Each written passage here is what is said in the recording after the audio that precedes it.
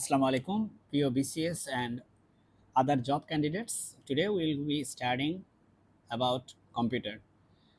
Computer হচ্ছে live MCQ টপিকগুলো section থেকে আমি পড়াশোনা করতেছি এবং হচ্ছে সেখানে আমি কিছু কোয়েশ্চেন পাচ্ছি যেগুলো হচ্ছে প্রতিবারই অবশ্যই স্বাভাবিকভাবে লাইভ এমসিকিউর কোয়েশ্চেনগুলো অনেক বেশি সুন্দর।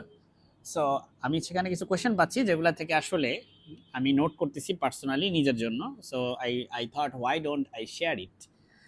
ওকে, সো প্রথম কোশ্চেনটা হচ্ছে কন্ট্রোল কোন ধরনের কি? এই কি বলতে কিন্তু কি না, এটা হচ্ছে কে ই ওয়াই, কি মানে চাবি। কন্ট্রোল কোন ধরনের চাবি? নিউমেরিক কি, মডিফায়ার কি, নেভিগেশন কি, নাকি ফাংশন কি? আমি সরি, আসলে আমার টিকটা আগে দেওয়া ছিল কারণ নিজের জন্য নোট করা, তো যদি আসলে পাশে বা নিচে যদি আমি অ্যান্সারটা লিখে দিতাম তাহলে হয়তো অনেকের জন্য সুবিধা হতো, বাট এক্সট্রিমলি সরি, অ্যান্সারের পাশেই ক্লিক করা আছে, অ্যাকচুয়ালি টিকটা দেওয়া আছে। সো কন্ট্রোল হচ্ছে এক ধরনের মডিফায়ার কি। আমরা একটু খেয়াল করব যে অ্যাকচুয়ালি মডিফায়ার কি হচ্ছে কারা। মডিফায়ার কি হচ্ছে, যেমন আমাদের আপনি দেখবেন যে কিবোর্ডের মধ্যে shift, option, command, control, alter, ALT alter, এই যে এই কিগুলা থাকে এগুলাকে বলে আমরা মডিফায়ার কি, কারণ এগুলো দিয়ে কোনো কিছু মডিফাই করা যায়। আমি আবারও বলি, আমাদের কম্পিউটারের যেই আপনি ধরেন যে কিবোর্ডটা, সেটার মধ্যে আপনি দেখবেন শিফট আছে, সেখানে অপশন আছে, সেখানে কমান্ড আছে, কন্ট্রোল আছে, অল্ট আছে। এই প্রত্যেকটা কি হচ্ছে আসলে কন্ট্রোল কি। সো কন্ট্রোল কি একদম সরি, এই প্রত্যেকটা হচ্ছে এক ধরনের মডিফায়ার কি। সো মডিফায়ার কি বলতে আপনি কি বুঝতেছেন? Shift, command, control, alt. আমি বারবার রিপিট করব যাতে আপনার জন্য বুঝতে সুবিধা হয়, মনে রাখতে সুবিধা হয়, অ্যাট দ্য সেম টাইম আমারও যাতে হয়ে যায়। নিউমেরিক কি কি? নিউমেরিক কি তো খুব সহজ, সেটা হচ্ছে 0 থেকে 9 পর্যন্ত, এগুলাকে আমরা নিউমেরিক কি বলি।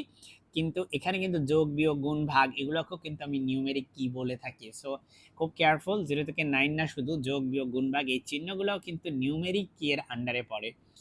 আর কোয়ার্টি কিবোর্ডে 17টি নিউমেরিক কি থাকে। এই কোয়ার্টি কিবোর্ড হচ্ছে সবচেয়ে জনপ্রিয় কিবোর্ড, যেখানে QERTY এটা সিরিয়ালি থাকে, এবং এই কিবোর্ডে আপনি দেখবেন যে টোটাল 17টা নিউমেরিক কি থাকবে। আপনি যদি গুণে দেখেন দেখবেন সেখানে 17টা নিউমেরিক কি আছে। ওকে, এ পর্যায়ে আপনারা মডিফায়ার কিগুলা দেখতে পাচ্ছেন, যেটা একটু আগে আমি বললাম, শিফট, অপশন, আবার হচ্ছে কমান্ড, কন্ট্রোল, অল্ট, এগুলো হচ্ছে মডিফায়ার কি। এবার আছে নেভিগেশন কি, মানে যেগুলো দিয়ে আমরা হচ্ছে নেভিগেট করতে পারি। সো এরগুলোর সাহায্যে যে কোনো ডকুমেন্টে ঘুরে বেড়ানো যায়, কার্সারকে পরিচালনা করা যায়। যেমন অ্যারো কিগুলো আমরা জানি যে ডানে, বামে, উপরে, নিচে 4টা হচ্ছে অ্যারো কি থাকে। আর হচ্ছে হোম কি, এটা এই হোম দিয়ে হচ্ছে আমরা একদম পেজের শুরুতে চলে যেতে পারি। ডিলেট কি দিয়ে হচ্ছে আমরা কোনো আইটেমকে ডিলেট করতে পারি। ইনসার্ট কি দিয়ে কোনো কিছু ইনসার্ট করতে পারি। তো এগুলোকে আমরা বলি হচ্ছে নেভিগেশন কি। আমি জানি যে এই যে কি, কোনটা কি ধরনের কি, এটা খুবই কনফিউজিং, আমার জন্য কনফিউজিং, বাট এটা যদি কয়েকবার রিভিশন দেওয়া হয় তাহলে ইনশাল্লাহ এটা কিন্তু অসুবিধা খুব একটা হওয়ার কথা না। Well, last but not the least, সেটা হচ্ছে ফাংশন কি। ফাংশন কি হচ্ছে টোটাল 12টা। এটা খুব সহজ, কারণ F1 থেকে F12 পর্যন্ত প্রতিটা প্রতিটা দেখবেন যে আপনার কিবোর্ডের মধ্যে এরকম ফাংশন কি থাকে, এরকম টোটাল 12টা ফাংশন কি থাকে, এবং ফাংশন কিগুলো আমরা যদি প্রেস করি তাহলে এক একটা ফাংশন কি দ্বারা আমরা এক এক ধরনের ফাংশন বা কাজ করিয়ে নিতে পারি। ওকে, পরবর্তী কোশ্চেন হচ্ছে নিচের কোনটি কম্পিউটারের ক্যাশ মেমোরিতে ব্যবহার করা হয়? কম্পিউটারের ক্যাশ মেমোরি হচ্ছে মূলত এটা এক ধরনের উচ্চ গতির মেমোরি, যেটার মূল কাজ হচ্ছে ধরেন যে আমরা যদি লেটস সে আমরা যখন ব্রাউজার ইউজ করি তখন এই ক্যাশ মেমোরি যেটা করে আমাদের কম্পিউটার থেকে যে অ্যাক্সেস করা হয়েছে ওই ব্রাউজার মানে ওই ওয়েবসাইটে, সেটার একটা ইনফো সে কিন্তু নিজের কাছে রেখে দেয়। এতে পরবর্তীতে যখন আমাদের কম্পিউটার থেকে ওই একই ওয়েবসাইটে আমরা লগ ইন করতে যাব বা হচ্ছে প্রবেশ করতে যাব, তখন আমরা হচ্ছে যেহেতু আমাদের অলরেডি ইনফরমেশন আছে ওখানে ক্যাশ মেমোরিতে জমা, সো আমরা একটু অ্যাডভান্টেজ পাবো, আমরা একটু দ্রুত গতিতে আমরা এনরোল বা হচ্ছে প্রবেশ করতে পারবো। জানি না আমার কথাটা বোঝা যাচ্ছে কিনা। নিচের কোনটি কম্পিউটারের ক্যাশ মেমোরিতে ব্যবহার করা হয়? উত্তর হচ্ছে এস র্যাম। খুবই কনফিউজিং একটা কোয়েশ্চেন অ্যাকচুয়ালি, আমি বেশ কয়েকবার এখানে ঠেকছি, এই জন্য আমি এটা নোট করে রাখছি। সো ক্যাশ মেমোরি নিয়ে একটু আমরা দেখেন, একটু লেখা আছে এখানে, এটি এক ধরনের বিশেষ উচ্চগতির মেমোরি ব্যবস্থা। মাইক্রো প্রসেসর ও প্রধান মেমোরির মাঝে এটি উচ্চ গতির ও কম ধারণ ক্ষমতা সম্পন্ন যে মেমোরি ব্যবহার করা হয় তাকে ক্যাশ মেমোরি বলে। So what's the take away from it, যে এটা একটা উচ্চ গতির মেমোরি ব্যবস্থা।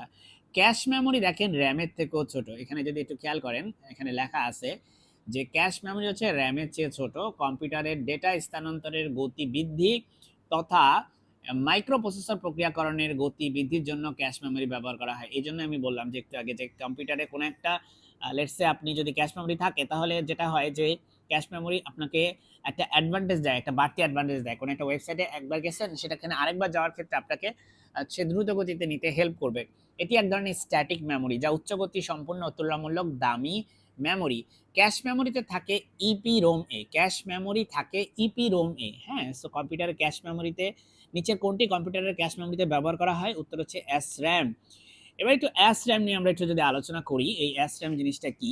এই SRAM হচ্ছে মূলত এটাকে আমরা পূর্ণরূপ বলি যে স্ট্যাটিক র্যান্ডম অ্যাক্সেস মেমোরি। দেখতে পাচ্ছেন? আমরা জানি RAM মানে হচ্ছে র্যান্ডম অ্যাক্সেস মেমোরি আর SRAM মানে হচ্ছে স্ট্যাটিক র্যান্ডম অ্যাক্সেস মেমোরি। এ ধরনের মেমোরি ফ্লিপ ফ্লপ দ্বারা গঠিত।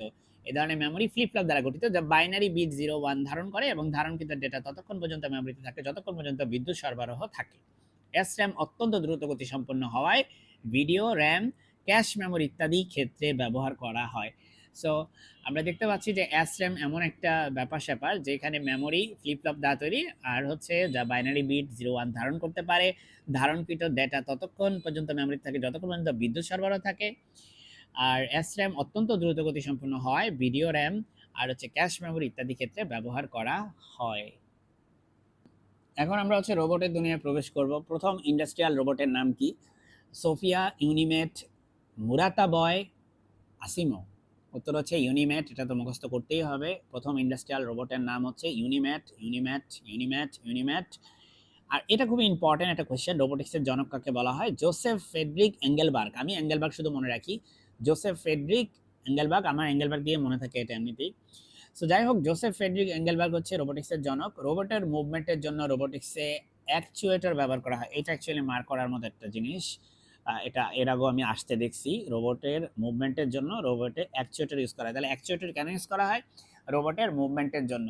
আর রোবটের মুভমেন্টের জন্য রোবোটিক্সে কি ব্যবহার করা হয়? উত্তর হচ্ছে অ্যাকচুয়েটর ব্যবহার করা হয়। তারপরে প্রথম রোবট তৈরি করেন আমেরিকান উদ্ভাবক জর্জ চার্লস। আমার এখানে কারেন্ট চলে গেছে, সো কারেন্ট চলে যাওয়ার পরে আমি চার্জার লাইট দিয়ে একটু বাকিটা শেষ করে ফেলি। প্রথম রোবট তৈরি করেন আমেরিকার উদ্ভাবক জর্জ চার্লস ডেবল।